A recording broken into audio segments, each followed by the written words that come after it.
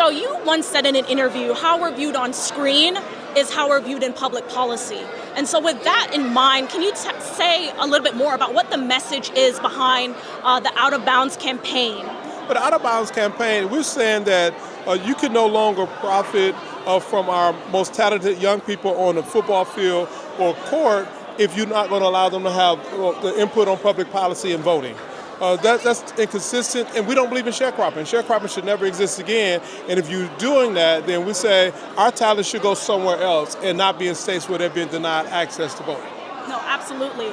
And so I saw that you recently got an endorsement from Hakeem Jeffries and just some other folks. I know it's a bit too early to tell, but what has the response been since you all announced this campaign? Has there been any feedback at all, or just any reactions? It's been a tremendous momentum that's built. We partnered with the Congressional Black Caucus.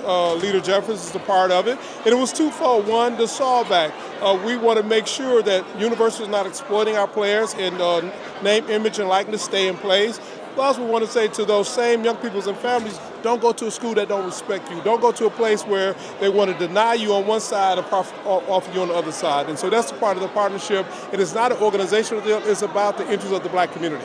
Absolutely. And with that in mind, and you could talk directly to the camera for this one, if you had to speak to a 17-year-old and their families as they're making their college decision, and let's say with everything, they're still on the fence, what would you say to them right now? And you could talk to that camera on that. But to the 17-year-old, to any student, lean into who you are. To never suppress your identity for anyone else's comfort, and recognize you don't have to be anywhere where people don't respect you. Go to places of respect so you can grow and develop and learn, and never go to a place where they're going to try to suppress who you are.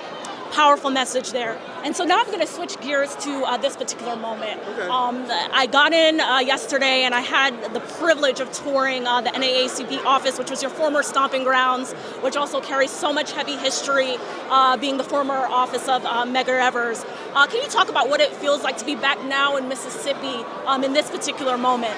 Well, I live here. I never moved, and it's important for me to stay here, to stay grounded. The legacy of Mississippi is the legacy of the journey of black people across this country.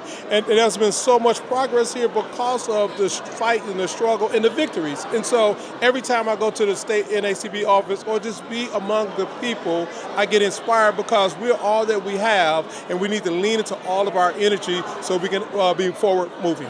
No, absolutely. And can you talk about the NAACP's national strategy in response to the redistricting battle right now? I'm sure you saw that they recently rejected the voter-approved map in Virginia, even though voters already decided that's what they wanted. So how is NAACP responding and getting involved in this fight?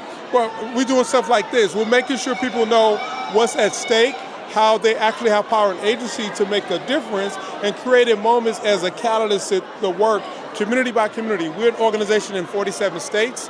We are in rural and urban settings, and so we're energizing our members to recognize that every last one of us matter, and we have the power collectively to make the change.